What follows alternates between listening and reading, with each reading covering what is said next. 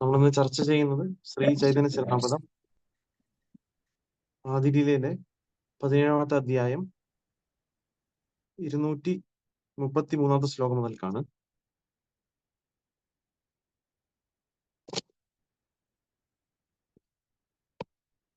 ജയ ജയ ശ്രീ ചൈതന്യ ജയ നിത്യാനന്ദ ജയ ദ്വൈത ചന്ദ്ര ജയ ഗൗരഭക്ത വൃന്ദ. ജയ ജയ ശ്രീ ചൈതന്യ ജയ നിത്യാനന്ദ ജയ ദ്വൈത ചന്ദ്ര ജയ ഗൗരഭക്ത വൃന്ദ. ജയ ജയ ശ്രീ ചൈതന്യ ജയ നിത്യാനന്ദ ജയ ദ്വൈത ചന്ദ്ര ജയ ഗൗരഭക്ത വൃന്ദ.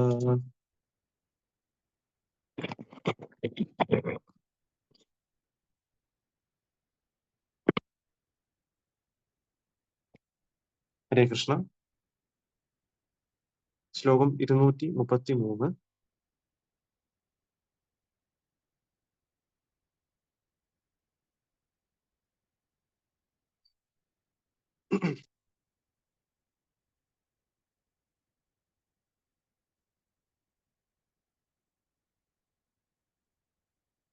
आवेशे श्रीवासे प्रभु वंशीता मागीला श्रीवासा कहे वंशी तुम्हारा गोपी हरि नीला. ശബ്ദാർത്ഥം ആവേശത്തെ പ്രേമാവേശത്തിൽ ശ്രീവാസെ ശ്രീവാസനോട് പ്രഭു പ്രഭു വംശി ഓടക്കുഴൽ തീർച്ചയായും മാഗില ആവശ്യപ്പെട്ടു. ശ്രീവാസ ശ്രീവാസൻ കഹേ പറഞ്ഞു വംശി ഓടക്കുഴൽ തുമാര അങ്ങയുടെ ഗോപികമാർ ഹരിനില മോഷ്ടിച്ച് കൊണ്ടുപോയി. വിവർത്തനം. പ്രേമാവശ്യത്തിൽ മഹാപ്രഭു ശ്രീവാസനോട് തന്റെ ഓടക്കുഴൽ നൽകാൻ ആവശ്യപ്പെട്ടു. പക്ഷേ ശ്രീവാസൻ മറുപടി പറഞ്ഞു, അങ്ങയുടെ ഓടക്കുഴൽ ഗോപികമാർ അപഹരിച്ചു കൊണ്ടുപോയി. ശ്ലോകം 234.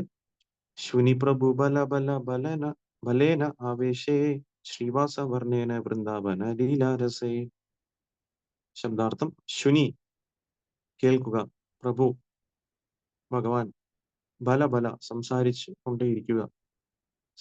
കൊണ്ടേയിരിക്കുക. ബലേന അദ്ദേഹം പറഞ്ഞു, ആവേശേ ഹർഷോന്മാദത്തിൽ ശ്രീവാസ ഠാക്കൂർ വർണ്ണേന വിവരിക്കുന്നു വൃന്ദാവനത്തിന്റെ ലീലാരസേ ലീലകളുടെ അതീന്ദ്രിയ രസങ്ങളിൽ. വിവർത്തനം. ഈ മറുപടി കേട്ട മഹാപ്രഭു പ്രേമാവശ്യത്തിൽ പറഞ്ഞു, പറയൂ. അപ്രകാരം ശ്രീവാസൻ വൃന്ദാവന ലീലകളുടെ അതീന്ദ്രിയ രസങ്ങൾ വർണ്ണിച്ചു. ശ്ലോകം 235. പ്രഥമേ തേ വൃന്ദാവന മാധുര്യ വർണ്ണില ശുനിയ പ്രഭു രാജ്യത്തെ ആനന്ദ പാടില. ശബ്ദാർത്ഥം. പ്രഥമേതേ ആരംഭത്തിൽ വൃന്ദാവനത്തിലെ മധുരതരമായ ലീലകൾ വർണ്ണിച്ചു. ശുനിയ കേൾക്കുക, പ്രഭുവിന്റെ ചിത്തെ ഹൃദയത്തിൽ ആനന്ദ ആഹ്ലാദം പാടില വർദ്ധിച്ചു. വിവർത്തനം. ആരംഭത്തിൽ ശ്രീവാസ് ഠാക്കൂർ വൃന്ദാവന ലീലകളുടെ മാധുര്യം വർണ്ണിച്ചു. ഇത് കേട്ട മഹാപ്രഭു അതിയായ ആനന്ദം അനുഭവിച്ചു. ശ്ലോകം 236. തബേ ബല ബല പ്രഭു ബലേ വാര വാര പുനഃ കഹേ ശ്രീവാസ കരിയ വിസ്താര. ശബ്ദാർത്ഥം. തബേ പിന്നീട്, ബല ബല പറയൂ, പ്രഭു ഭഗവാൻ ബലേ പറഞ്ഞു, വാര വീണ്ടും പുനഃ വീണ്ടും കഹേ പറയുന്നു, ശ്രീവാസൻ കരിയ ചെയ്തു, വിസ്തരിച്ച്. വിവർത്തനം. അനന്തരം മഹാപ്രഭു വീണ്ടും ചോദിച്ചു, പറയൂ. അപ്രകാരം ശ്രീവാസൻ വൃന്ദാവന ലീലകൾ വീണ്ടും വിസ്തരിച്ചു. ശ്ലോകം 237.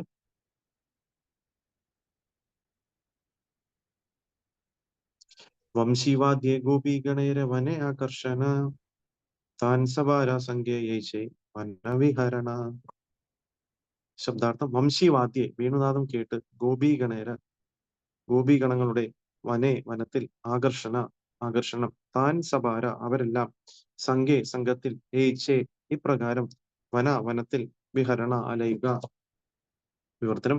കൃഷ്ണന്റെ വേണുനാദം കേട്ട ഗോപികമാർ വനത്തിലേക്ക് ആകർഷിക്കപ്പെട്ടതും അവർ ഒരുമിച്ച് വനത്തിൽ വിഹരിച്ചതുമെല്ലാം ശ്രീവാസൻ വിപുലമായി വിവരിച്ചു.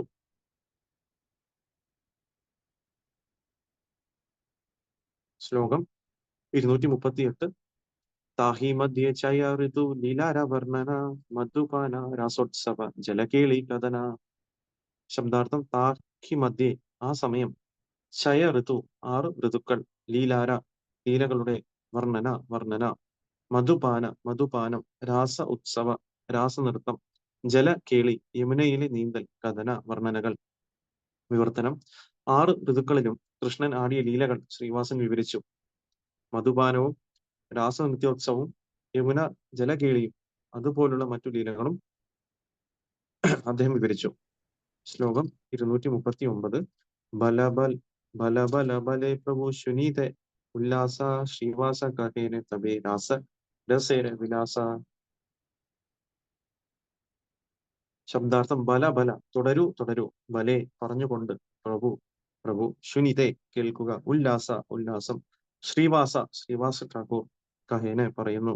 തബേ, അപ്പോൾ. രാസ, രാസനൃത്തം. രസേര, അതീന്ദ്രിയ രസങ്ങൾ നിറഞ്ഞ. വിലാസ, ലീലകൾ.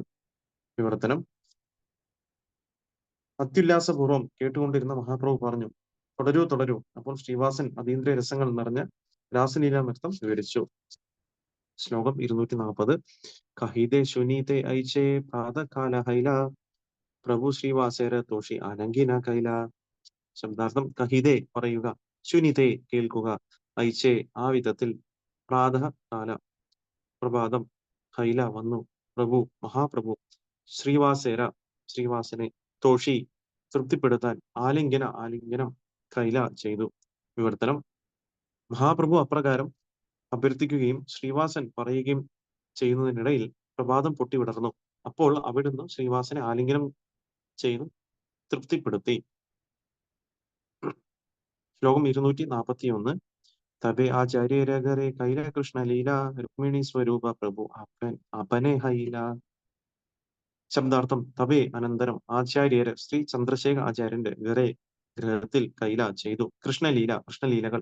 രുക്മിണി, രുക്മിണിയുടെ. സ്വരൂപ, സ്വരൂപം. പ്രഭു, ഭഗവാൻ. ആപനെ, സ്വയം. ഹൈല, ആയിത്തീർന്നു. വിവർത്തനം.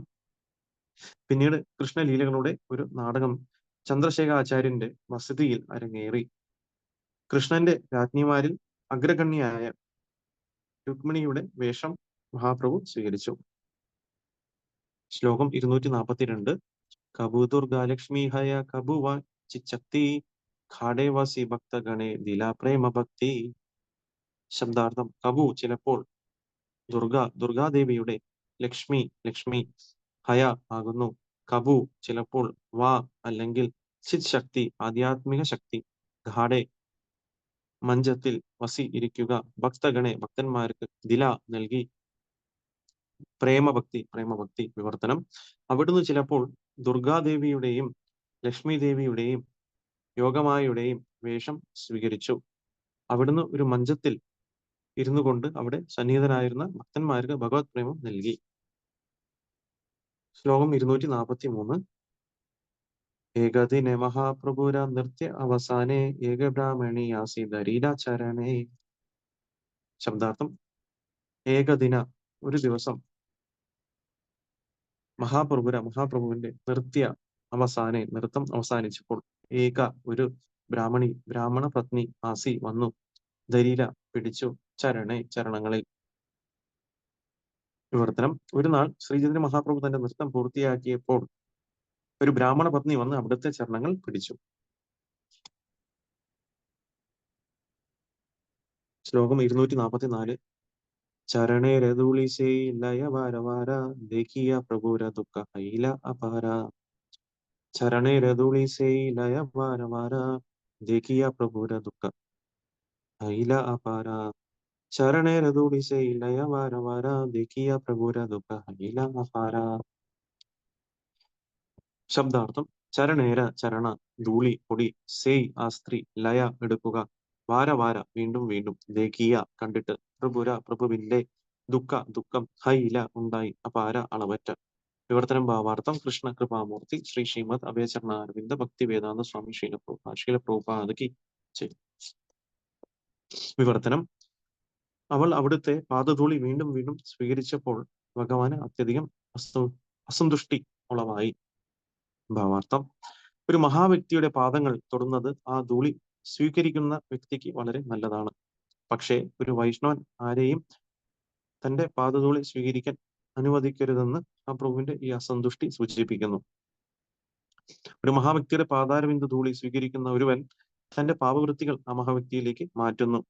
ആരുടെ ധൂളിയാണോ സ്വീകരിക്കുന്നത് ആ വ്യക്തി വളരെ ശക്തനല്ലാത്ത പക്ഷം ധൂളി സ്വീകരിക്കുന്ന വ്യക്തിയുടെ പാപഫലങ്ങൾ സഹിക്കണം. അതുകൊണ്ട് സാധാരണഗതിയിൽ അത് അനുവദിക്കരുത്. ചിലപ്പോൾ വലിയ സമ്മേളനങ്ങളിൽ ജനങ്ങൾ ഞങ്ങളുടെ പാദങ്ങൾ സ്പർശിച്ച് ഇതേ പ്രയോജനം നേടാറുണ്ട്. ഇതുമൂലം ഞങ്ങൾക്ക് ചിലപ്പോൾ ചില രോഗങ്ങളുടെ ബാധയാൽ ക്ലേശിക്കേണ്ടി വരാറുണ്ട്. കഴിയുന്നിടത്തോളം പുറത്തു നിന്ന് ഉള്ള ആരെയും പാദധൂളി സ്വീകരിക്കുന്നതിനായി പാദങ്ങളിൽ സ്പർശിക്കാൻ അനുവദിക്കരുത്. ശ്രീ ചൈതന്യ മഹാപ്രഭു സ്വയം മാതൃകയാക്കിയ ഇത് പ്രദർശിപ്പിച്ചിട്ടുണ്ട്. അടുത്ത ശ്ലോകത്തിൽ വിവരിച്ചിട്ടുള്ളത് പോലെ ഓമജ്ഞാനതിമിരാന്ധസ്യ ജ്ഞാനാഞ്ജന ശലാഖ്യ ചക്ഷുരുന്മീലിതം യേന തസ്മൈ ശ്രീ ഗുരുവേ നമഃ. ശ്രീ ചൈതന്യ മനോഭിഷ്ടം സ്ഥാപിതം ഏന ഭൂതലെ സ്വയം രൂപ ഗതാമഹ്യം ദദാന്തിശ്ച പദാന്തികം വന്ദേഹം ശ്രീഗുരും ശ്രീപദകമലം ശ്രീഗുരുൻ വൈഷ്ണവാംശ്ച ശ്രീരൂപം സാഗ്രജാതം സഹനരനാഥാം വിതന്തം സജീവം സാദ്വൈതം സാവധൂതം പരിജൻ സഹിതം കൃഷ്ണ ചൈതന്യ ദൈവം ശ്രീരാധാകൃഷ്ണ പാദാൻ സനലിത ശിൽദാ വിശാഖാൻ വിതാംശ്ച. നമോ വിഷ്ണുപദായ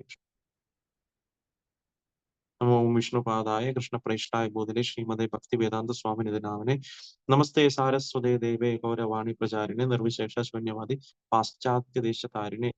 ജയ ശ്രീകൃഷ്ണ ചൈതന്യ പ്രഭു നിത്യാനന്ദ ശ്രീ അദ്വൈത ഗദാധര ശ്രീവാസാദി ഗൗരഭക്തവൃന്ദ. ഹരേ കൃഷ്ണ കൃഷ്ണ കൃഷ്ണ ഹരേ ഹരേ ഹരേ രാമ രാമ രാമ ഹരേ. പഞ്ചകൽപതരുഭ്യശ്ച കൃപാസിന്ധുഭ്യേവ ച പതിതാനാം പാവനേഭ്യോ വൈഷ്ണവേഭ്യോ നമോ.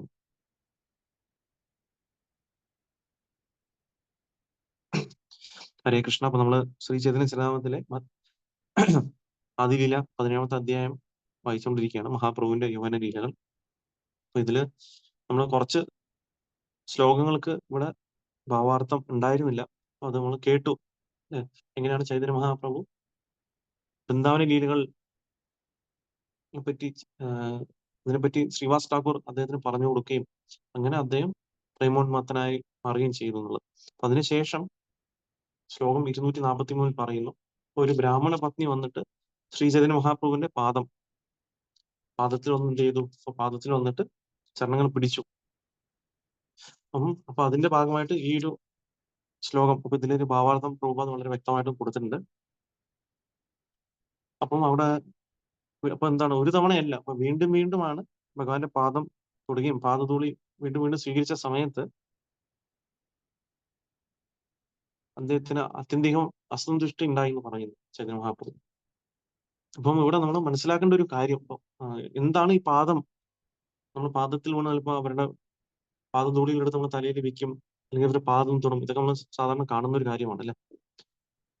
അപ്പം ഒരു മഹത് വ്യക്തിയുടെ പാദം തൊടുകയും ആ ധൂളി സ്വീകരിക്കുന്നത് കൊണ്ട് അപ്പൊ ആ സ്വീകരിക്കുന്ന വ്യക്തി അദ്ദേഹത്തിന് നല്ലതാണ്. എന്താണ്? അദ്ദേഹത്തിന് എല്ലാ പാപങ്ങളും മാറിപ്പോവാണ് ചെയ്യുന്നത്. പക്ഷെ അതേ സമയത്ത് ആ ഏത് വ്യക്തിയുടെ പാദമാണോ തൊടുന്നത്, അപ്പൊ ആ ആ വ്യക്തിക്കാണെങ്കിൽ ഈ വ്യക്തിയുടെ പാപങ്ങൾ ഒക്കെ കംപ്ലീറ്റ് ആയിട്ട് അദ്ദേഹമാണ് ഏറ്റെടുക്കുന്നത്. അപ്പൊ അതാണ് ഇവിടെ ചൈതന്യ മഹാപ്രഭു പറയുന്നത്. അപ്പൊ അതുകൊണ്ട് അപ്പൊ ഒരു വ്യക്തി ഒന്ന് പാദം തൊടുന്ന സമയത്ത് അദ്ദേഹത്തിന്റെ എല്ലാ പാപങ്ങളും ഒറ്റയടിക്ക് തീരുകയും ചെയ്യുന്നു. ഈ പാപങ്ങൾ ട്രാൻസ്ഫർ ആയിട്ട് ആരിലോട്ടാണ് പോകുന്നത്? ആരുടെ പാദമാണോ അദ്ദേഹം തൊടുന്നത് ആ വ്യക്തിക്ക് എല്ലാ പാപങ്ങളും അദ്ദേഹം ഏറ്റെടുക്കുകയാണ് ചെയ്യുന്നത് എന്നുള്ള കാര്യം. അപ്പൊ അതുകൊണ്ട് ഒരു വ്യക്തി അത്രത്തോളം ആത്മീയമായിട്ട് പുരോഗമിച്ച ഒരു വ്യക്തി അല്ലെങ്കിൽ ശക്തല്ലാത്ത പക്ഷം എന്ത് സംഭവിക്കും? അങ്ങനെയാണെന്നുണ്ടെങ്കിൽ എന്ത് സംഭവിക്കും? അപ്പൊ ഈ പാപങ്ങളൊക്കെ സ്വീകരിച്ച അദ്ദേഹത്തിന് വീണ്ടും വീണ്ടും എന്ത് സംഭവിക്കും? രോഗങ്ങളൊക്കെ വരും. കാരണം എന്താണ്? കാരണം ഈ ഓരോ വ്യക്തികളും വന്ന് തൊട്ടോണ്ടേ ഇരിക്കുകയാണ്. അപ്പൊ എന്ത് സംഭവിക്കും? അപ്പൊ ആ വ്യക്തിക്ക് എല്ലാ പാപങ്ങളും ഏറ്റെടുക്കേണ്ടി വരും എന്നാണ് ഇവിടെ ശ്രീല പ്രഭുപാദ് പറയുന്നത്. അപ്പൊ ഇവിടെ നമ്മൾ കാണുന്ന സമയത്ത് ഇപ്പൊ ചൈതന്യ മഹാപ്രഭു നമുക്ക് പഠിപ്പിച്ചു തരികയാണ്. അപ്പൊ ഒരു വ്യക്തി ഒന്നോട് പാദം തൊടുന്ന സമയത്ത് ഭഗവാന്റെ പാദം തൊടുന്നുകൊണ്ട് ഭഗവാന് ഒരു ഇതും വരുന്നില്ല. പക്ഷെ എന്താണ് ഇവിടെ ചൈതന്യ മഹാപ്രഭു ഭക്തന്റെ രൂപത്തിൽ വന്ന് നമുക്ക് ഓരോ കാര്യങ്ങളും പഠിപ്പിച്ചു തരാണ് അല്ലേ നമ്മൾ നോക്കുകയാണെങ്കിൽ. അപ്പൊ അതുകൊണ്ട് ഇങ്ങനെ ചെയ്യുന്ന പക്ഷം ആ വ്യക്തിക്ക് എന്താ സംഭവിക്കുക? അദ്ദേഹത്തിന് അത്രയും ഉയർന്ന വ്യക്തി അല്ല എന്നുണ്ടെങ്കിൽ എല്ലാ പാപങ്ങളും സ്വീകരിക്കേണ്ടി വരും. അത് കാരണം ആ വ്യക്തിക്ക് പതനം ഉണ്ടാവും എന്നുള്ള കാര്യമാണ് ഇവിടെ ചൈതന്യ മഹാപ്രഭു പഠിപ്പിച്ചു തരുന്നത്. അപ്പം പ്രഭുപാദ് പറയാറുണ്ട്, പലപ്പോഴും പ്രഭുപാദ് നടക്കുന്ന സമയത്തൊക്കെ ആൾക്കാരൊന്നും തൊടും. ഇപ്പൊ ഓരോ നിമിഷം നമുക്ക് പറ്റില്ല എന്ന് പറയാൻ പറ്റില്ല. അപ്പം അതുകൊണ്ട് മാക്സിമം പുറത്തുനിന്ന് വരുന്ന ആൾക്കാർ തൊടുന്നത് ശരിയല്ല ഉള്ള രീതിയിലാണ്. അല്ലെങ്കിൽ പല പല രോഗങ്ങളും കാര്യങ്ങളൊക്കെ വരുന്നുള്ള രീതിയിലാണ് ഇവിടെ ശ്രീല പ്രഭുപാദ് പറയുന്നത്. അപ്പം ഇത് ചൈതന്യ മഹാപ്രഭു പഠിപ്പിച്ചു തരാണ്. അപ്പൊ ഉയർന്നൊരു വ്യക്തിക്ക് ചിലപ്പോൾ പാദം തൊടുന്നത് ഇതൊക്കെ കാണുന്ന സമയത്ത് അദ്ദേഹത്തിന് ഇതുണ്ടാവും അല്ലെ, എല്ലാവരും വന്ന് എന്റെ പാദം തൊടുന്നു. പക്ഷെ പാദം തൊടുന്നതുകൊണ്ട് എന്താ സംഭവിക്കുക? എല്ലാ പാവങ്ങളും ആ വ്യക്തിയിലോട്ട് ട്രാൻസ്ഫർ ചെയ്യാണ് ചെയ്യുന്നത്. നമ്മൾ ചിലപ്പം നമ്മളിപ്പം പല പല നമ്മൾ ചടങ്ങുകളൊക്കെ പോകുന്ന സമയത്ത്, ഇല്ലെ കല്യാണത്തിനൊക്കെ പോകുന്ന സമയത്ത് ആൾക്കാരൊക്കെ വന്ന് പാദം തൊടും. നമ്മൾ ഇപ്പൊ ശ്രദ്ധിക്കേണ്ട ഒരു കാര്യമാണ്. അപ്പൊ ആരാണ് നമ്മൾ പാദം വന്ന് തൊടുന്നത്, അവരുടെ പാവം നമ്മൾ ഏറ്റെടുക്കുകയാണ് ചെയ്യുന്നത്. അപ്പൊ അതുകൊണ്ട് നമ്മളത് മനസ്സിലാക്കാം. അപ്പൊ നമുക്കൊരു എളിമത്വത്തോടെ നമ്മൾ എന്താ ചെയ്യുക, അത് വേണ്ടാന്ന് നമ്മൾ മാറി നിൽക്കുക, ഭഗവാനെ അവരെ നമസ്കരിക്കുക. അതാണ്. അപ്പം അതുകൊണ്ട് നമ്മൾ മനസ്സിലാക്കുക. അപ്പൊ പലപ്പോഴും നമ്മൾ ഇതിന് പിന്നിലുള്ള രഹസ്യം എന്താണെന്ന് നമ്മൾ മനസ്സിലാക്കുക. കാരണം എന്താണ്, പാദം തൊടുന്നതുകൊണ്ട് എന്താ, അപ്പൊ ആ വ്യക്തിയുടെ പാപങ്ങളാണ് നമ്മൾ ഏറ്റെടുക്കുന്നത്. അപ്പൊ നമ്മൾ അത്രത്തോളം പരിശുദ്ധനല്ല എന്നുണ്ടെങ്കിൽ നമുക്ക് അത് കാരണം അതിന്റെ റിയാക്ഷൻസ് നമുക്ക് വരും. അപ്പൊ എന്താ, നമുക്ക് രോഗങ്ങൾ പലതൊക്കെ വരുന്നുള്ള കാര്യമാണ് ഇവിടെ പ്രഭുപാദ് പറഞ്ഞു തരുന്നത്. അടുത്തൊരു ശ്ലോകം നോക്കാം. ശ്ലോകം 245. സൈക്ഷണേധാന പ്രഭു ഗംഗാദേ പടീല നിത്യാനന്ദ ഹരിദാസ ധരി ഉഠായില.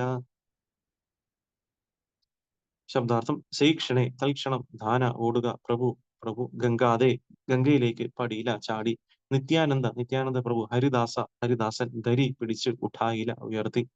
വിവർത്തനം ഭാവാർത്ഥം: കൃഷ്ണ കൃപാമൂർത്തി ശ്രീ ശ്രീമദ് അഭയചരണാരവിന്ദ ഭക്തി വേദാന്ത സ്വാമി പ്രഭുപാദ് ശീല പ്രഭുപാദ് കി ജയ്.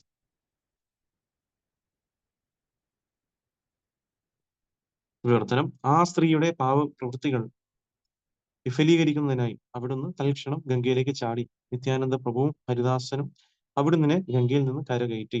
ഭാവാർത്ഥം: ശ്രീചൈതന്യ മഹാപ്രഭു ഈശ്വരൻ തന്നെയാണ്. പക്ഷെ അവിടുന്ന് ഒരു പ്രചാരകന്റെ ഭാഗം അഭിനയിക്കുകയായിരുന്നു. വൈഷ്ണവന്റെ പാദങ്ങൾ സ്പർശിക്കാനും പാദധൂളി സ്വീകരിക്കാനും ഒരു വ്യക്തിയെ അനുവദിച്ചാൽ ധൂളി സ്വീകരിക്കുന്ന വ്യക്തിക്ക് അത് നല്ലതും ധൂളി സ്വീകരിക്കാൻ അനുവദിക്കുന്ന വ്യക്തിക്ക് ദോഷവുമായിരിക്കുമെന്ന് ഓരോ പ്രചാരകനും അറിഞ്ഞിരിക്കണം. കഴിയുന്നിടത്തോളം ഈ രീതി സാധാരണ നിലയിൽ ഒഴിവാക്കേണ്ടതാണ്. ദീക്ഷ സ്വീകരിച്ച ശിഷ്യന്മാരെ മാത്രമേ ഈ പ്രയോജനം നേടാൻ അനുവദിക്കാവൂ. മറ്റുള്ളവരെ അനുവദിക്കരുത്. പാപപ്രവൃത്തികൾ മുഴുകുന്നവരെ പൊതുവെ ഒഴിവാക്കണം.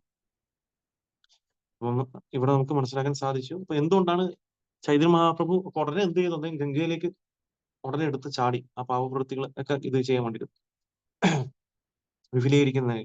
അപ്പൊ നിത്യാനന്ദ പ്രഭുവും ഹരിദാസ് ഠാക്കൂറും അവിടെ പോയി അദ്ദേഹത്തിനെ പിടിച്ച് കയറ്റി. അപ്പം ചൈതന്യ മഹാപ്രഭു നമുക്ക് പഠിപ്പിച്ചു തരാണ്, ഒരു പ്രചാരകൻ അല്ലെ ഭഗവാൻ. നമുക്കറിയാം, ഭഗവാൻ കൃഷ്ണൻ പല പല ഇൻസ്ട്രക്ഷൻസ് നമുക്ക് തന്നിരിക്കുകയാണ്, അല്ലെ ഉപദേശങ്ങൾ തന്നിട്ടുണ്ടെങ്കിലും അത് എങ്ങനെ പ്രാബല്യമാക്കണം എന്ന് കാണിച്ചു തരാൻ വേണ്ടിയിട്ടാണ് ഭഗവാൻ തന്നെ ചൈതന്യ മഹാപ്രഭു അവതരിച്ചത്. അപ്പം ഒരു പ്രചാരകൻ എന്ന നിലയിൽ അപ്പൊ ആൾക്കാർക്ക് എങ്ങനെ അതിനെ ആചരിക്കണം എന്ന് പറഞ്ഞു തരാൻ വേണ്ടിയിട്ട് ചൈതന്യ മഹാപ്രഭു സ്വയം ആചരിച്ച് കാണിക്കുകയാണ് ചെയ്തത് പല കാര്യങ്ങളും. അപ്പൊ ഇന്ന് മനസ്സിലാക്കേണ്ട കാര്യം എന്താണ്? അപ്പൊ പ്രചാരങ്ങളായി നിൽക്കുന്ന ഒരു വ്യക്തിയെ ചിലപ്പോൾ ആൾക്കാർ വന്ന് പാദം തൊടുമായിരിക്കും. പക്ഷെ അതുകൊണ്ട് ധൂളി സ്വീകരിക്കുന്ന വ്യക്തിക്ക് പാപങ്ങൾ ക്ലിയർ ആയിട്ട് പോകും. പക്ഷെ അതേ സമയത്ത് അത് എന്താ സംഭവിക്കുക, അനുവദിക്കുന്ന വ്യക്തിക്ക് എല്ലാ പാപങ്ങളും അത് എടുക്കും, അത് ദോഷമായിട്ട് മാറും എന്നുള്ള രീതിയിലാണ് പറഞ്ഞിരിക്കുന്നത്. അപ്പൊ അതുകൊണ്ട് സാധാരണ നിലയിൽ ഇത് ഒഴിവാക്കണം എന്നുള്ള രീതിയിലാണ് ശ്രീല പ്രഭുപാദ് നമുക്ക് ഒരു ഇൻസ്ട്രക്ഷൻ നമുക്ക് തരുന്നത്. അപ്പം ദീക്ഷ സ്വീകരിച്ച വ്യക്തികളാണെന്നുണ്ടെങ്കിൽ ചിലപ്പോൾ അവർക്കത് ചെയ്യാം. അവർ സ്പിരിച്വൽ മാസ്റ്ററിനൊക്കെ കാണുന്ന സമയത്ത് അവർ പോയി പാദം തൊടുകയും, അതും എസ്പെഷ്യലി വ്യാസപൂജയുടെ ദിവസങ്ങളിലായിരിക്കും അതൊക്കെ ചെയ്യുന്നത് പൊതുവെ നമ്മൾ നോക്കുകയാണെന്നുണ്ടെങ്കിൽ. അല്ലെങ്കിൽ അത് അനുവദിക്കരുത് എന്നൊരു സ്ട്രിക്റ്റ് ആയിട്ടുള്ള ഇൻസ്ട്രക്ഷൻ ആണ് ഇവിടെ ശ്രീല പ്രഭുപാദ് നമുക്ക് തരുന്നത്. അപ്പം അത് നമ്മൾ എപ്പോഴും മനസ്സിലാക്കേണ്ട ഒരു കാര്യമാണ്. അപ്പൊ ഇത് ഒഴിവാക്കണം എന്നുള്ളൊരു ഇതാണ് നമുക്ക് മനസ്സിലാക്കാൻ സാധിക്കുക. അപ്പം നമ്മൾ ധൂളി അല്ലെ, അപ്പം അത്രയും നമ്മൾ സ്ട്രോങ് അല്ലാത്തൊരു വ്യക്തിയാണെന്നുണ്ടെങ്കിൽ അത് കാരണം നമുക്ക് ഒരു പതനം സംഭവിക്കാം, അല്ലെങ്കിൽ പല പല രോഗങ്ങൾ വരാം എന്നുള്ളതാണ് ഇവിടെ വരുന്നത്. നമ്മൾ നോക്കാം. അടുത്തൊരു ശ്ലോകം നോക്കാം. ശ്ലോകം 246. വിജയ ആചാര്യരെ സേ രാത്രേ രഹില പ്രാതകാലേ ഭക്ത സഭേ കരൈകല. ശബ്ദാർത്ഥം: വിജയൻ, ആചാര്യന്റെ ഗരെ ഭവനത്തിൽ, സേ അത് രാത്രിയിൽ, രാഹില കഴിഞ്ഞു, പ്രാതകാലെ പ്രഭാതത്തിൽ, ഭക്തന്മാർ, സഭേ എല്ലാം, ഘരെ ഭവനം, ലന അവരെ കൂട്ടി കൊണ്ട്, ഗേല പോയി. വിവർത്തനം: ആ രാത്രി ഭഗവാൻ വിജയ ആചാര്യന്റെ ഗൃഹത്തിൽ താമസിച്ചു. പ്രഭാതത്തിൽ അദ്ദേഹം ഭക്തസമേതം ഗൃഹത്തിലേക്ക് തിരിച്ചു പോയി. ശ്ലോകം 244. ഏകാദി നഗോപി ഭാവേ ഗൃഹേ തേ വസിയ ഗോപി നാമലയ വിഷണ്ണ ഹന. ശബ്ദാർത്ഥം: ഏകദിന ഒരു ദിവസം, ഗോപീഭാവത്തിൽ, ഗൃഹത്തിൽ, വസിച്ച, ഗോപി നാമം, ലയ ജപിച്ച്, വിഷണ്ണൻ ഹന ആയി തീർന്നു. വിവർത്തനം: ഒരു ദിവസം മഹാപ്രഭു തന്റെ ഗൃഹത്തിൽ ഗോപീഭാവത്തിൽ ഇരിക്കുകയായിരുന്നു. വിരഹത്താൽ വിഷണ്ണനായ അദ്ദേഹം ഗോപി ഗോപി എന്ന് വിളിച്ചുകൊണ്ടിരുന്നു. ശ്ലോകം 248. ഏകപടുയ ആയില പ്രഭു കെ देखीते ഗോപി ഗോപി നാമ ശുനി ലാഗില ബലിതേ. ശബ്ദാർത്ഥം: ഏകപടുയ, ഒരു വിദ്യാർത്ഥി, ആയില, വന്നു, പ്രഭുകെ, ഭഗവാൻ, ദേഖീതെ, കാണുവാൻ, ഗോപി ഗോപി, ഗോപി ഗോപി, നാമ, നാമം, ശുനി, കേൾക്കുക, ലാഗില, ആരംഭിച്ചു, ബലിതേ, പറയുവാൻ. വിവർത്തനം: അവിടുന്ന് ദർശിക്കാൻ വന്ന ഒരു വിദ്യാർത്ഥി അവിടുന്ന് ഗോപി ഗോപി എന്ന് ജപിച്ചുകൊണ്ടിരിക്കുന്നത് കണ്ട് അമ്പരന്നു. അതിനാൽ അവൻ ഇപ്രകാരം പറഞ്ഞു. ശ്ലോകം 249. കൃഷ്ണനാമനാലവോഖേനെ കൃഷ്ണനാമധന്യ ഗോപി ഗോപി ബലിരേ വാക്കി വഹയ പുണ്യ. ശബ്ദാർത്ഥം: കൃഷ്ണനാമം, ഞാ അല്ല, ലവോ, ചെയ്യുന്നു, കേനെ, എന്തുകൊണ്ട്, കൃഷ്ണന്റെ നാമം, ധന്യമായ, ഗോപി ഗോപി, ഗോപി ഗോപി എന്ന നാമങ്ങൾ, ബലിരേ, പറയുന്നു, വാ അല്ലെങ്കിൽ, കിവ, എന്ത്, ഹയ, ഉണ്ട്, പുണ്യം. വിവർത്തനം ഭാവാർത്ഥം: കൃഷ്ണ കൃപാമൂർത്തി ശ്രീ ശ്രീമദ് അഗസ്ത്യചരണാനന്ദ ഭക്തിവേദ സ്വാമി പ്രഭുപാദയ്ക്ക് ജയ്. വിവർത്തനം: മഹനീയമായ കൃഷ്ണനാമം ജപിക്കുന്നതിന് പകരം അവിടുന്ന് എന്തിനാണ് ഗോപി ഗോപി എന്ന് ജപിക്കുന്നത്? അത്തരം ജപം കൊണ്ട് എന്ത് പുണ്യമാണ് ലഭിക്കുക? ഭാവാർത്ഥം: വൈഷ്ണവയുടെ ക്രിയാമുദ്ര വിഘ്നേഹ ഭുജയ. ഒരു പരിശുദ്ധ ഭക്തന്റെ പ്രവൃത്തികൾ ആർക്കും മനസ്സിലാക്കാൻ കഴിയില്ല. ശ്രീ ചൈതന്യ മഹാപ്രഭു എന്തുകൊണ്ടാണ് ഗോപികമാരുടെ നാമം ജപിച്ചതെന്ന് ഒരു വിദ്യാർത്ഥിക്കോ പുതിയ ഭക്തനോ മനസ്സിലാവണം എന്നില്ല. അതിനാൽ ആ വിദ്യാർത്ഥി ഭഗവാനോട് അത്തരം ചോദിക്കേണ്ടതില്ലായിരുന്നു.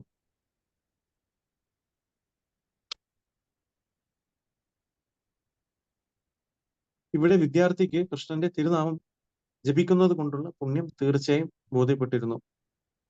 പക്ഷെ ഇത്തരം മനോഭാവവും അപരാധകരമാണ്. ധർമ്മവ്രത ത്യാഗ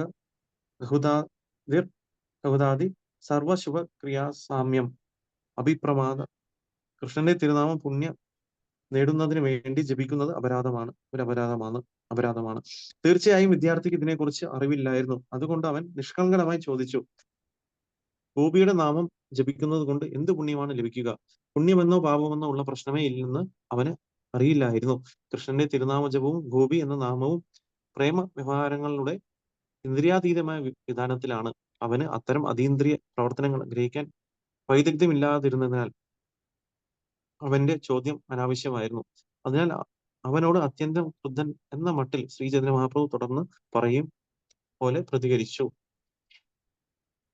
ഹരേ കൃഷ്ണ. അപ്പൊ നമുക്ക് ഒരു ദിവസം ചൈതന്യ മഹാപ്രഭു, കാരണം നമുക്കറിയാം ശ്രീകൃഷ്ണ ചൈതന്യ രാധാകൃഷ്ണൻ നഹി അന്യ. അപ്പം ഭഗവാൻ കൃഷ്ണൻ തന്നെ രാധാറാണിയുടെ ആ ഒരു ഭാവം സ്വീകരിച്ചുകൊണ്ടാണ് ചൈതന്യ മഹാപ്രഭു അവതരിച്ചിരിക്കുന്നത്. അപ്പൊ ആ ചൈതന്യ മഹാപ്രഭു എന്ത് സംഭവിച്ചു? അപ്പൊ അദ്ദേഹത്തിന് എങ്ങനെയാണോ കൃഷ്ണന്റെ വിരഹഭാവത്തിൽ രാധാറാണി ദുഃഖിക്കുന്നത് പോലെ തന്നെ ആ ഗോപിഭാവത്തിൽ ഇരുന്നു കൊണ്ട് വിരഹത്താൽ അദ്ദേഹം ഗോപി ഗോപി എന്നിങ്ങനെ നിരന്തരം വിളിച്ചുകൊണ്ടേയിരുന്നു. അപ്പൊ ആ സമയത്ത് അവിടെ ഒരു വിദ്യാർത്ഥി, അദ്ദേഹം പഠിച്ചുകൊണ്ടിരിക്കുന്ന ഒരു വിദ്യാർത്ഥി ആണ്. അപ്പൊ അവിടുന്ന് എന്ത് ചെയ്തു? ദർശിക്കാൻ അവിടെ വന്നു. അപ്പൊ വന്ന സമയത്ത് ഈ ഗോപി ഗോപി എന്ന് ജപിച്ചുകൊണ്ടിരുന്ന സമയത്ത് അദ്ദേഹം അമ്പരന്നു. അപ്പൊ ആ സമയത്ത് എന്ത് ചെയ്തു? അദ്ദേഹം ചോദിച്ചു ചൈതന്യ മഹാപ്രഭുവോട്, അപ്പൊ എന്തുകൊണ്ടാണ് അങ്ങ് ഗോപി ഗോപി എന്ന നാമം ജപിക്കുന്നത്? അതിന് പകരം മഹനീയമായിട്ടുള്ള കൃഷ്ണനാമം ജപിച്ചാൽ പോരെ? അപ്പൊ ഇങ്ങനെ ഈ ജപിക്കുന്നതുകൊണ്ട് എന്ത് പുണ്യമാണ് അങ്ങേക്ക് ലഭിക്കുന്നത് ഉള്ള ഒരു ചോദ്യം ചോദിച്ചു. അപ്പൊ ഇവിടെ നമ്മൾ മനസ്സിലാക്കേണ്ട ഒരു കാര്യം, അപ്പം ഇത് സാക്ഷാൽ ഭഗവാനാണ് ചൈതന്യ മഹാപ്രഭു. അപ്പൊ ഒരു ആത്മീയ ഗുരു എന്ന സ്ഥാനത്തിലാണ് അദ്ദേഹം ഇരിക്കുന്നത്. അപ്പം ഇങ്ങനെ ഒരു വിദ്യാർത്ഥി വരുന്ന സമയത്ത് അദ്ദേഹത്തിന് അങ്ങനെ ഉണ്ടെങ്കിൽ ഒരിക്കലും നമ്മളൊരു ഇൻസ്ട്രക്ഷൻ ഒരിക്കലും ഒരു സീനിയർ ആയിട്ടുള്ള വ്യക്തി കൊടുക്കാൻ പാടില്ല. നമ്മൾ പലപ്പോഴും ഉയർന്ന ഭക്തന്മാരെ കാണുന്ന സമയത്ത് നമുക്ക് കുറച്ച് അറിവുണ്ട് എന്ന രീതിയിൽ നമ്മൾ പല കാര്യങ്ങളും അദ്ദേഹത്തിന് നമ്മൾ അങ്ങോട്ട് ഉപദേശിക്കും പലപ്പോഴും. അപ്പം അതിന് പകരമായിട്ട് നമുക്ക് എന്തെങ്കിലുമൊക്കെ ഒരു ക്ലാരിഫിക്കേഷൻ വേണമെന്നുണ്ടെങ്കിൽ നമ്മൾ എളിമത്വത്തോട് ചോദിക്കുകയാണ് ചെയ്യേണ്ടത്. കാരണം എന്താണ്? അപ്പൊ ഇതിൽ തന്നെ പറയുന്നു, ഭാഗവത്തിൽ പറയുന്ന പോലെ വൈഷ്ണവയുടെ ക്രിയാപുത്ര വിഘ്നേഹ ഭുജയ. അപ്പൊ ഒരു പരിശുദ്ധ ഭക്തന്റെ പ്രവൃത്തികൾ ഒരിക്കലും ഒരു വ്യക്തിക്ക് മനസ്സിലാക്കാൻ സാധിക്കില്ല. അപ്പൊ നമ്മൾ കാണുന്ന സമയത്ത് നമ്മൾ എന്താ ചെയ്യുക? അപ്പൊ അദ്ദേഹം എന്തോ ഒരു കാര്യം ചെയ്യുന്നു. അപ്പൊ അത് കാണുന്ന സമയത്ത് നമുക്ക് തോന്നും, അല്ല, ഞാൻ പറയുന്ന എനിക്ക് തോന്നുന്നതാണ് ശരി, അദ്ദേഹം ചെയ്യുന്നത് തെറ്റാണ് എന്നുള്ള രീതിയിൽ നമ്മൾ മനസ്സിൽ ചിലപ്പോൾ പറയും. കാരണം എനിക്ക് കുറച്ച് അറിവുള്ളതുകൊണ്ട് നമുക്ക് അങ്ങനെ തോന്നാം. പക്ഷെ ഒരിക്കലും അങ്ങനെ നമ്മൾ പറയരുത്. കാരണം അവരുടെ പ്രവർത്തികൾ എന്താണെന്ന് അറിയില്ല. അവര് ചെയ്യുന്ന ഒരു പ്രവൃത്തി എന്ന് പറഞ്ഞാൽ അതുകൊണ്ട് എല്ലാവർക്കും നന്മ ഗുണം നേടുന്ന കാര്യമായിരിക്കും. പക്ഷെ നമ്മൾ ചെയ്യുന്ന ഒരു പ്രവൃത്തി കൊണ്ട് ചിലപ്പോൾ എന്താ സംഭവിക്കാം? ചിലപ്പോൾ ഒരു പോയിന്റ് ഓഫ് വ്യൂ ശരിയായിരിക്കണം എന്നേ ഉള്ളൂ. പക്ഷെ അത് എല്ലാ രീതിയിലും ശരിയാവണമെന്നില്ല. അപ്പൊ ആ രീതിയിൽ ഇവിടെ ചൈതന്യ മഹാപ്രഭു എന്തുകൊണ്ടാണ് ഗോപിനാമം ജപിച്ചത് എന്ന ചോദ്യം ചോദിക്കാതെ അദ്ദേഹം എന്തിനാണ് അങ്ങ് ജപിക്കുന്നത് എന്നുള്ള ചോദ്യമാണ് അദ്ദേഹം ചോദിച്ചത്.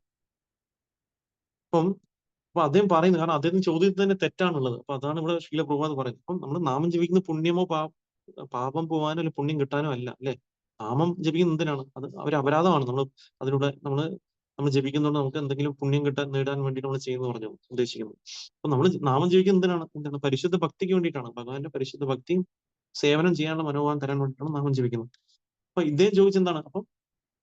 അപ്പൊ എന്തിനാണ് അങ്ങ് ജപിക്കുന്നത്? അപ്പൊ ഇതിന് എന്ത് പുണ്യമാണ് ലഭിക്കുക എന്നുള്ള രീതിയിലാണ് ചോദിക്കുന്നത്. അപ്പം ഗോപിനാമം ആയാലും ശരി, അല്ലെങ്കിൽ ഭഗവാൻ കൃഷ്ണന്റെ നാമമായാലും ശരി, അതൊക്കെ പുണ്യത്തിനും പാപത്തിനും ഉയരെയാണ് ഉള്ള കാര്യം ഈ വിദ്യാർത്ഥിക്ക് മനസ്സിലായിട്ടില്ല.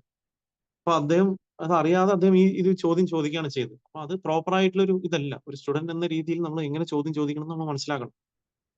അപ്പൊ അത് കാരണം ഇപ്പം ഭഗവാൻ കൃഷ്ണനെ അപേക്ഷിച്ച് അദ്ദേഹത്തിന് എന്താണ് ഇപ്പം തിരുനാമജപവും ഗോപി നാമൊക്കെ സെയിം ആണ് അദ്ദേഹത്തിന് അപേക്ഷിച്ച്. പക്ഷെ ഇദ്ദേഹത്തിന് ഈ കാര്യം അറിയില്ല. അദ്ദേഹം ഒരു നിയോഫായിട്ടുള്ള ഒരു വ്യക്തിയാണ്. ഇദ്ദേഹത്തിന് അതിനെപ്പറ്റി അറിയില്ല.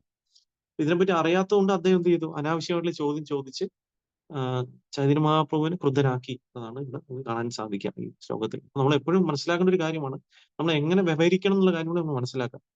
അപ്പൊ അതും ഒരു വൈഷ്ണവന്റെ ഒരു ക്വാളിറ്റിയാണ്. നമ്മൾ ഏത് രീതിയിൽ ഒരു സീനിയർ ഡിവോട്ടി എടുത്ത് നമ്മൾ സംസാരിക്കണം, എന്താണ് നമ്മൾ എന്ത് സംശയങ്ങൾ നമ്മൾ നേരിട്ട് ചോദിക്കുക, അല്ലെ നമ്മൾ അങ്ങോട്ട് പോയി ഉപദേശം കൊടുക്കാൻ ശ്രമിക്കരുത് ഉള്ള ഒരു തത്വം കൂടിയാണ് നമ്മുടെ ശീല പ്രഭുപാദ് നമുക്ക് പറഞ്ഞു തരുന്നത്. അടുത്ത ശ്ലോകം 250. സുനി പ്രഭു ക്രോധേ കൈല കൃഷ്ണേ ദോഷോദ്ഗര തേങ്കാല ഉട്ടൈല പ്രഭു പടുയ മാരിവാര. ശബ്ദാർത്ഥം: ശുനി കേൾക്കുക, പ്രഭു ഭഗവാൻ ക്രോധേ കോപത്തിൽ, കൈല ചെയ്തു, കൃഷ്ണന് ദോഷ ഉദ്ഗാര കുറ്റാരോപണങ്ങൾ, തേങ്ക വടി, ലന എടുക്കുക, ഉട്ടീല എഴുന്നേറ്റ്, പ്രഭു ഭഗവാൻ പടുയ വിദ്യാർത്ഥി മാരിഭാര അടിക്കാൻ. വിവർത്തനം ഭാവാർത്ഥം: കൃഷ്ണ കൃപാമൂർത്തി ശ്രീ ശ്രീമദ് അഭയചരണാരവിന്ദ ഭക്തിവാസ ശീല പ്രഭുപാദ് ജയ്.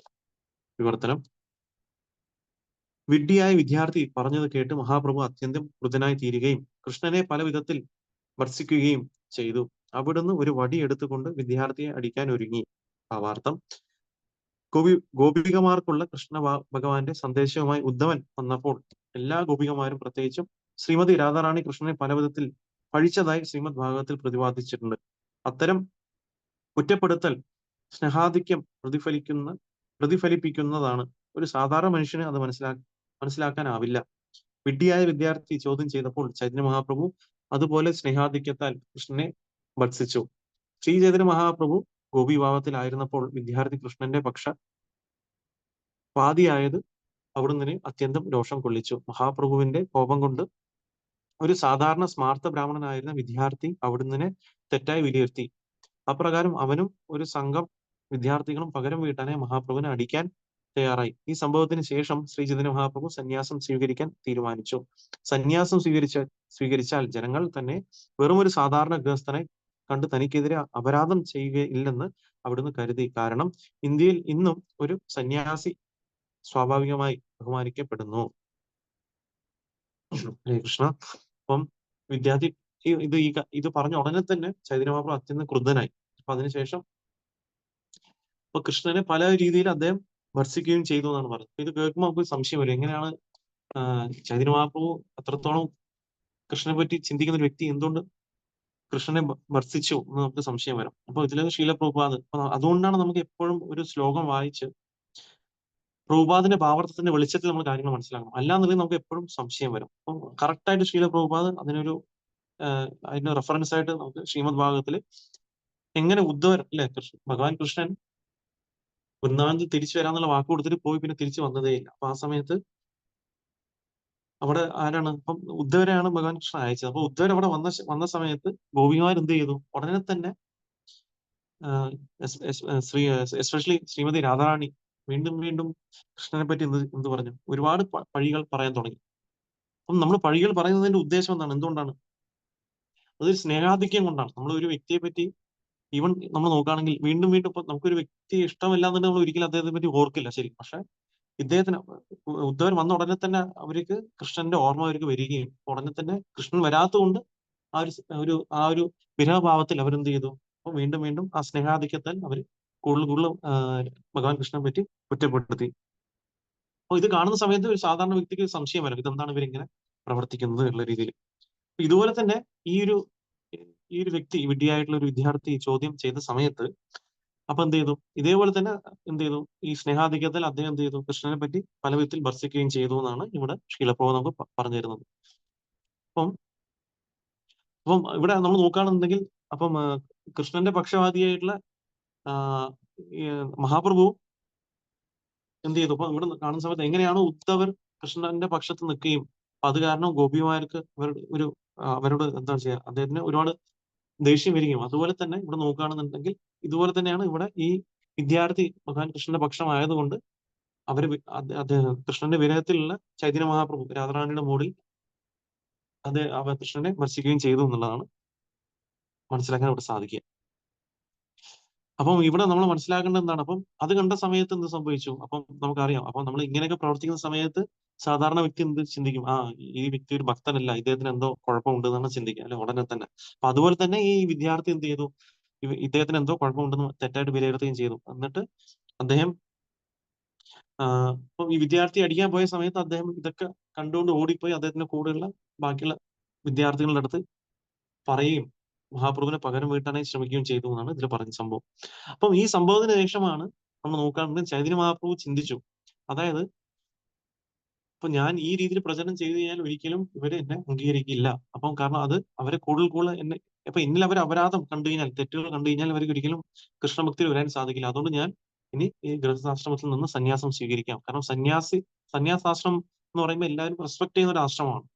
അപ്പൊ അങ്ങനെ ആ ആശ്രമം എടുത്ത് പ്രചരണം ചെയ്താൽ മാത്രമാണ് ഈ ഈ പതീതരായിട്ടുള്ള ആത്മാക്കൾക്ക് ഭഗവാൻ കൃഷ്ണനുള്ള ഭക്തി വളർത്തിയെടുക്കാൻ സാധിക്കുക എന്ന് മനസ്സിലാക്കിക്കൊണ്ട് അദ്ദേഹം അവിടെ എന്ത് ചെയ്തു? സന്യാസം സ്വീകരിച്ചു. എന്നാലേ ജനങ്ങൾ തന്നെ ഒരു സാധാരണ വ്യക്തിയെ കാണാതെ അദ്ദേഹത്തിന് സന്യാസിയാണ് ഉള്ള പദവി കാണുന്ന സമയത്ത് അദ്ദേഹം പറയുന്നത് കേൾക്കും എന്ന് മനസ്സിലാക്കിക്കൊണ്ട് അദ്ദേഹം അത് തീരുമാനിക്കുകയും ചെയ്തു. ഈ ഒരു ഇൻസിഡന്റ് ശേഷമാണ്. അപ്പൊ ഒരു രീതിയിൽ കാണുകയാണെന്നുണ്ടെങ്കിൽ ഇത് ഈ ഒരു ലീല എന്ന് പറയുന്നത് നമ്മൾ നോക്കുകയാണെന്നുണ്ടെങ്കിൽ ചൈതന്യ മഹാപ്രഭു സന്യാസം എടുക്കാൻ വേണ്ടിയിട്ടുള്ള ലീലയായിട്ട് നമുക്ക് കാണാൻ സാധിക്കും. അപ്പൊ അതിനൊരു കാരണമായിട്ടാണ് ഈ ഒരു ഈ ഒരു ഈ ഒരു ഇൻസിഡന്റ് പ്രവർത്തിച്ചത് നമുക്ക് മനസ്സിലാക്കാം. ശ്ലോകം 251. ഭയേ പലായ പടുയ പ്രഭു പാചേ പാചേതായ ആസ്തേ വ്യസ്തേ ഭക്തഗണ പ്രഭുരേ രഹായ. ശബ്ദാർത്ഥം ഭയം മൂലം പലായ ഓടിപ്പോയി, പടുയ വിദ്യാർത്ഥി, പ്രഭു ഭഗവാൻ, പാച്ചേ പാച്ചേ അവന്റെ പിന്നാലെ, ദായ ഓടുക, ആസ്തേ വ്യസ്തേ ഒരു വിധത്തിൽ അല്ലെങ്കിൽ മറ്റൊരു വിധത്തിൽ, ഭക്തഗണ എല്ലാ ഭക്തന്മാരും, പ്രഭുവിനെ രഹായ തടഞ്ഞു. വിവർത്തനം: വിദ്യാർത്ഥി ഭയം മൂലം ഓടി, മഹാപ്രഭു അവനെ പിന്തുടർന്നു, പക്ഷേ ഭക്തന്മാർ ഒരു വിധത്തിൽ അവിടുന്ന് തടഞ്ഞു. ശ്ലോകം 252. പ്രഭുരെ ശാന്തികരി ആനീല നിജാഗരെ പടുയ പലായ ഗേല പടുയ സവാരെ. ശബ്ദാർത്ഥം: പ്രഭുരെ ഭഗവാൻ ശാന്തനാക്കി ആ നീല കൊണ്ടുവന്നു. നിജ അദ്ദേഹത്തിന്റെ സ്വന്തം ഗരെ ഭവനത്തിലേക്ക്, പടുയ വിദ്യാർത്ഥി, പലായ ഓടിയലയുക, ഗേല പോയി, പടുയ വിദ്യാർത്ഥികളുടെ, സഭാരെ സഭയിലേക്ക്. വിവർത്തനം: ഭക്തന്മാർ മഹാപ്രഭുവിനെ ശാന്തനാക്കി ഭവനത്തിലേക്ക് കൊണ്ടുവന്നു. ആ വിദ്യാർത്ഥി മറ്റു വിദ്യാർത്ഥികളുടെ സഭയിലേക്ക് ഓടിപ്പോയി. ശ്ലോകം 253. പടുയ സഹസ്രയാഹാൻ പടേ ഏകദാനി പ്രഭുര വൃത്താന്ത ദ്വിജ കഹേതാഹാൻ യായി.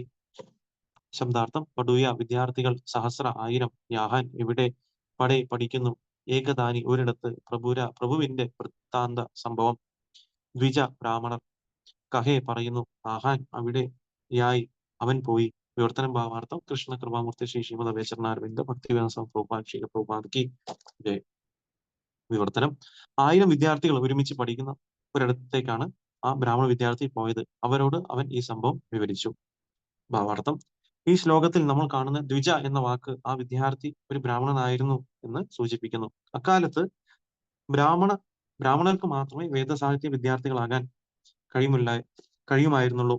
പാഠശാല വിദ്യാഭ്യാസം ബ്രാഹ്മണർക്കായി പ്രത്യേകം ഉദ്ദേശിക്കപ്പെട്ടുള്ളതായിരുന്നു. മുമ്പ് ക്ഷത്രിയരോ വൈശ്യരോ ശൂദ്രരോ പാഠശാലയിൽ വിദ്യാഭ്യാസം ചെയ്യുന്ന പ്രശ്നമേ ഉണ്ടായിരുന്നില്ല. ക്ഷത്രിയർ യുദ്ധതന്ത്രമായിരുന്നു അഭ്യസിച്ചിരുന്നത്. വൈശ്യർ അവരുടെ പിതാക്കന്മാരിൽ നിന്ന് മറ്റു വ്യാപാരങ്ങളിൽ നിന്ന് വ്യാപാരവും പഠിച്ചു. അവർ വേദങ്ങൾ പഠിക്കാൻ ഉദ്ദേശിക്കപ്പെട്ടുള്ളവരായിരുന്നില്ല. എന്നാൽ ഇക്കാലത്ത് എല്ലാവരും വിദ്യാലയങ്ങളിൽ പോകുന്നു. എല്ലാവർക്കും ഒരേ തരത്തിലുള്ള വിദ്യാഭ്യാസം നൽകപ്പെടുന്നു.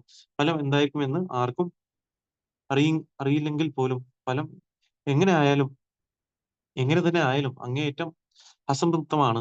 പ്രത്യേകിച്ചും നമ്മൾ പാശ്ചാത്യ രാജ്യങ്ങളിൽ കാണുന്നത് പോലെ. അമേരിക്കയിൽ എല്ലാവർക്കും വിദ്യാഭ്യാസം അനുവദിക്കുന്ന ധാരാളം വിദ്യാഭ്യാസ സ്ഥാപനങ്ങളുണ്ട്. പക്ഷെ അവിടെ ഭൂരിപക്ഷം വിദ്യാർത്ഥികളും ഹിപ്പികളായി തീർന്നു. ഉന്നത വിദ്യാഭ്യാസം എല്ലാവർക്കും ഉദ്ദേശിക്കപ്പെട്ടിട്ടുള്ളതല്ല. ബ്രാഹ്മണ സംസ്കാരത്തിൽ പരിശീലനം ലഭിച്ചിട്ടുള്ള തെരഞ്ഞെടുക്കപ്പെട്ടവരെ മാത്രമേ ഉന്നത വിദ്യാഭ്യാസത്തിന് അനുവദിക്കണം. വിദ്യാഭ്യാസ സ്ഥാപനങ്ങൾ സാങ്കേതിക വിദ്യാഭ്യാസം ലക്ഷ്യമാക്കരുത്. ഒരു സാങ്കേതിക വിദഗ്ധനെ ശരിയായ വിദ്യാഭ്യാസം സിദ്ധിച്ചവനെന്ന് യഥാർത്ഥത്തിൽ വിളിക്കാനാവില്ല. സാങ്കേതിക വിദഗ്ധൻ ശൂദ്രനാണ്. വേദങ്ങൾ പഠിച്ച ഒരുവനെ ശരിക്കും അറിവുള്ളവൻ, പണ്ഡിതൻ എന്ന് വിളിക്കാം. വൈദിക വിജ്ഞാനത്തിൽ പ്രാവീണ്യം നേടുകയും മറ്റുള്ള ബ്രാഹ്മണരെ അത് പഠിപ്പിക്കുകയുമാണ് ഒരു ബ്രാഹ്മണന്റെ ധർമ്മം. കൃഷ്ണബോധ പ്രസ്ഥാനത്തിൽ ഞങ്ങൾ ശിഷ്യന്മാരെ യോഗ്യരായ ബ്രാഹ്മണരും വൈഷ്ണവരും ആക്കാൻ പഠിപ്പിക്കുന്നു. ഡാലസ് നഗരത്തിലുള്ള ഞങ്ങളുടെ സ്കൂളിൽ ഞങ്ങൾ വിദ്യാർത്ഥികളെ ഇംഗ്ലീഷും സംസ്കൃതവും പഠിപ്പിക്കുന്നു.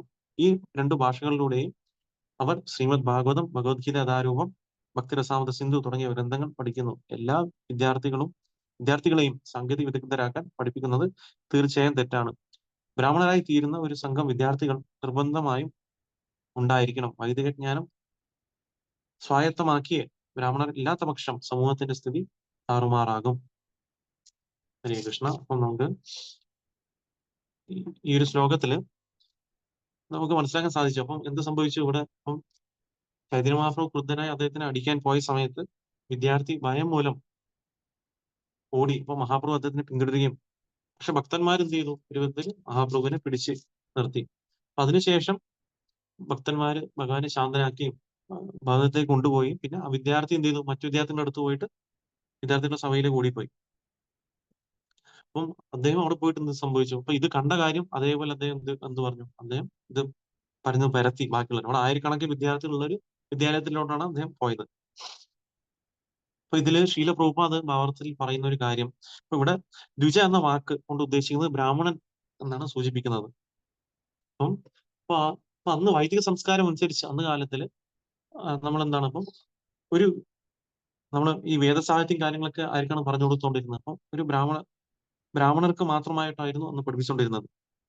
അപ്പൊ പാഠശാല വിദ്യാഭ്യാസം എന്ന് പറയുന്നത് നമുക്ക് ആ വ്യക്തികൾക്ക് പറഞ്ഞു കൊടുക്കുന്ന രീതിയിലായിരുന്നു ഉണ്ടായിരുന്നത്. കാരണം നമുക്കറിയാം ബ്രാഹ്മണ, ക്ഷത്രിയൻ, വൈശ്യർ, ശൂദ്രർ. അപ്പം ക്ഷത്രിയന്മാർ എന്ത് ചെയ്തു? ബാക്കിയുള്ള കാര്യങ്ങൾ, യുദ്ധതന്ത്രം കാര്യങ്ങളൊക്കെ പഠിക്കും. അപ്പം വൈശ്യർ അവരെന്ത് ചെയ്യും? ബാക്കിയുള്ള കൃഷി, ഗോരക്ഷ, വാണിജ്യം ആ കാര്യങ്ങളൊക്കെ ചെയ്യും. പിന്നെ ശൂദ്രർ ബാക്കിയുള്ള 3 പേരെ സേവനം ചെയ്യും. അപ്പൊ അതുകൊണ്ട് ഒരു സൊസൈറ്റി നിലനിൽക്കണമെന്നുണ്ടെങ്കിൽ അല്ലെ നമുക്ക് എന്ത് വേണം? നമുക്ക് ഈ കാര്യങ്ങളൊക്കെ വേണം അല്ലെ? നമുക്ക് എല്ലാം ഉണ്ടെങ്കിൽ സൊസൈറ്റി നിൽക്കാൻ പറ്റില്ല. എങ്ങനെയാണോ ശരീരം ഉണ്ടെങ്കിൽ ശരീരത്തിന് തലയും കാലും കൈയും ഉദരമൊക്കെ വേണ്ട പോലെ തന്നെ ഈ 4 കാര്യങ്ങൾ ഉണ്ടെങ്കിൽ സൊസൈറ്റി നിൽക്കുള്ളൂ. വെറും ബ്രാഹ്മണർ മാത്രമായാലും നമുക്ക് സൊസൈറ്റി മുന്നോട്ട് പോകാൻ സാധിക്കില്ല. വെറും ക്ഷത്രിയർ മാത്രമായാലും സൊസൈറ്റി മുന്നോട്ട് പോകാൻ സാധിക്കില്ല.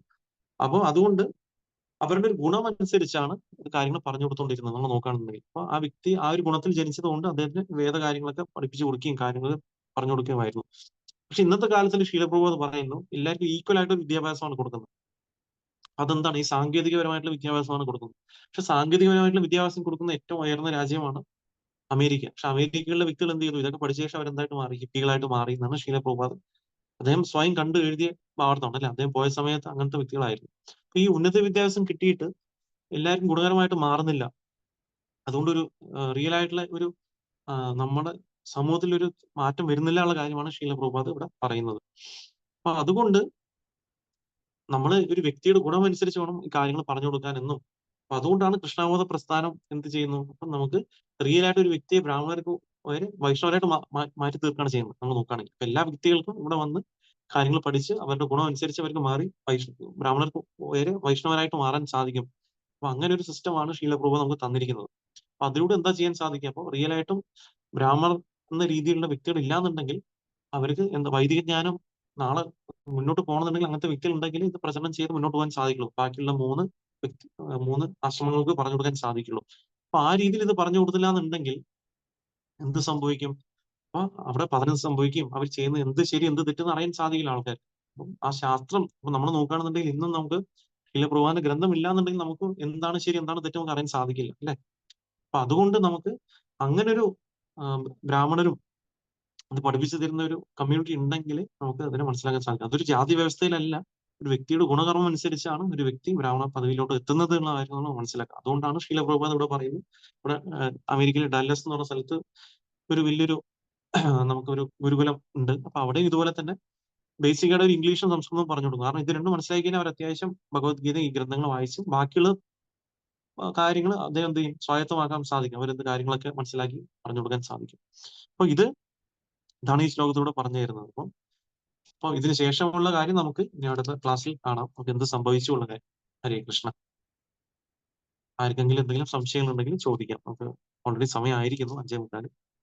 എന്തെങ്കിലും സംശയം ഉണ്ടെങ്കിൽ ചോദിക്കാം. ഹരേ കൃഷ്ണ.